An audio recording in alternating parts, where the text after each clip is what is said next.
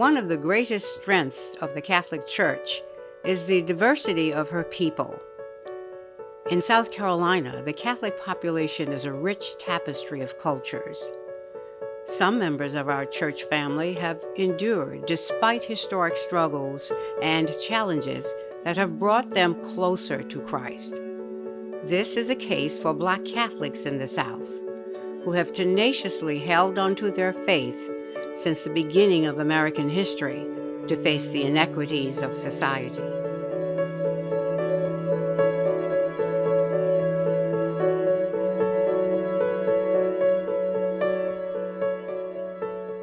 In the Diocese of Charleston, the history of Catholicism in the Black community began on plantations.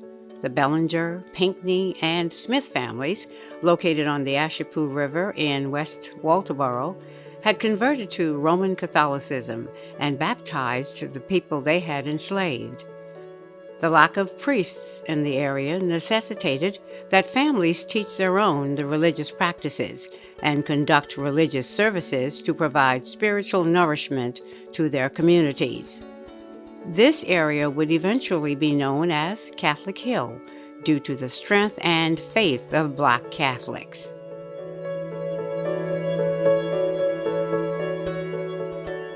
When Bishop John England arrived in 1820, he began his missionary work to serve the needs of all Catholics. The young bishop sent one of his few priests to provide guidance to the faithful on the plantations and to build churches.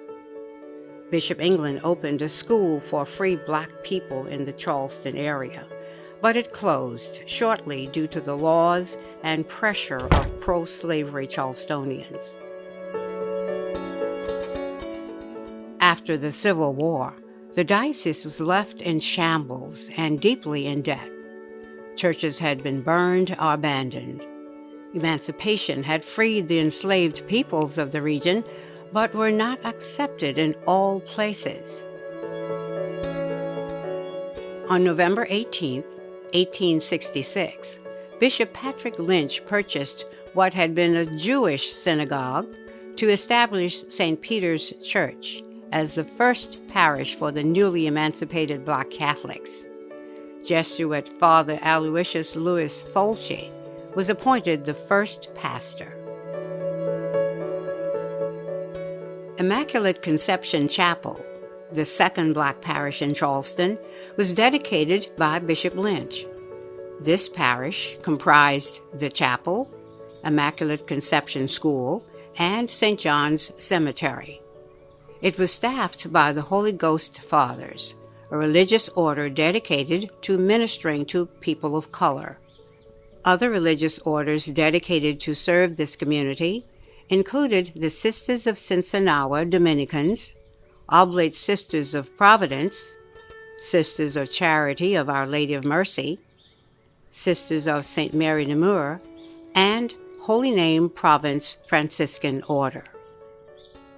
The Black Catholic community of Columbia also experienced an exponential growth, to such an extent that in 1935, Bishop Emmett M. Walsh established Blessed Martin de Porres Parish, located near Benedict College and Allen University, historically Black colleges. In 1961, Bishop Paul J. Hallahan addressed the school desegregation issue in his Lenten pastoral letter, in which he stated that Catholic students, regardless of color, would be admitted to diocesan schools as soon as it could be done safely. Under the leadership of Bishop Ernest Unterkeffler, St. Peter's Church merged with St. Patrick's in 1967, and Father Egbert Figueroa became the first Black priest in the diocese.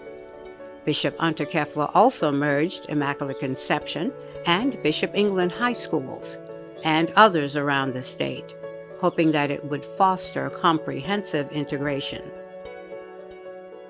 Working with the laity, Bishop David B. Thompson established the Office of Black Catholics in the diocese, and he served on the U.S. Conference of Catholic Bishops Committee on African American Catholics.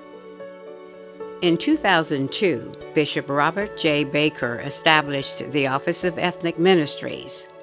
The main three groups under this office are African American Ministry, Asian and Pacific Islander Ministry, and Native American Ministry. Ethnic Ministries offers resources, workshops, and training initiatives to promote peace and justice in the diocese and community. Many cultures are represented in the Diocese of Charleston.